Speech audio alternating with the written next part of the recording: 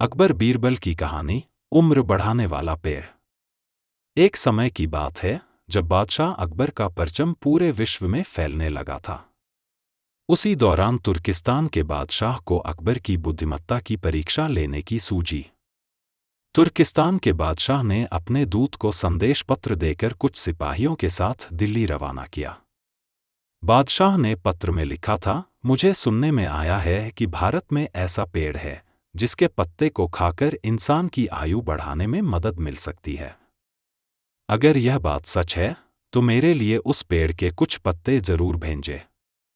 जब अकबर ने उस पत्र को पढ़ा तो वह सोच में पड़ गए। इस चिंता से उबरने के लिए अकबर ने बीरबल का सहारा लिया। बीरबल की सलाह पर बादशाह अकबर ने तुर्किस्तान से आए सिपाहियों और दूत को कैद करने का आदेश दिया। सिपाही और दूत के कैदखाने में कई दिन बीत जाने के बाद अकबर और बीरबल एक दिन उनसे मिलने गए। अकबर और बीरबल को आते देखकर वो सोचने लगे कि उन्हें रिहाई मिल जाएगी, लेकिन ऐसा नहीं हुआ।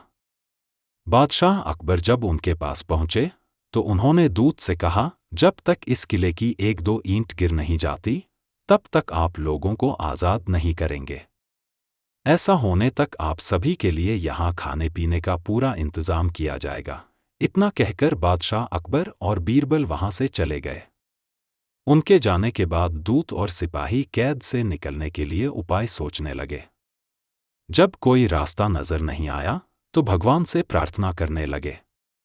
जल्द ही उनकी प्रार्थना रंग लाई और कुछ दिनों बाद अचानक तेज भूकंप आया और भूकंप के कारण किले का एक भाग टूटकर गिर गया।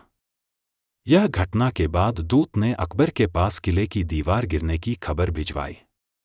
यह खबर सुनते ही बादशाह अकबर को अपना वादा याद आया और उन्होंने तुर्किस्तान के दूत व सिपाहियों को दरबार में प्रस्तुत होने का आदेश दिया। उनके दरबार में पहुंचते ही बादशाह अकबर बोले, अब तो आप सबको अपने बादशाह के द्वारा भेजे गए पत्र का उत्तर मिल गया होगा। अगर अब भी आपको समझ नहीं आया है तो मैं समझा देता हूं। तुम सिर्फ 100 लोग हो और तुम्हारी आह सुनकर किले का एक हिस्सा गिर गया, तो सोचो जिस देश में हजारों लोगों पर अत्याचार होते हैं उस देश के बादशाह की आयु कैसे बढ़ेगी। लोगों की आह से उसका पतन तो निश्चित है। हमारे भारत देश में किसी गरीब पर अत्याचार नहीं होता। यही होता है आयुवर्धक वृक्ष। उसके कुछ दिन बाद बादशाह ने उन सभी को उनके देश भेज दिया है और रास्ते में होने वाले खर्चे के लिए कुछ पैसे भी दिए। दूत ने तुर्किस्तान पहुंचकर भारत में घटित सारी बात विस्तार से बादशाह को बताए। अकबर बीरबल की बुद्धिमत्ता देखकर तुर्किस्तान के बादशाह ने दरबार में उनकी बहुत प्रशंसा की। कहानी से सीख। इस कहानी से यह सीख मिलती है कि सभी के साथ प्रेम से रहना चाहिए और कमजोर पर अत्याचार नहीं करना चाहिए।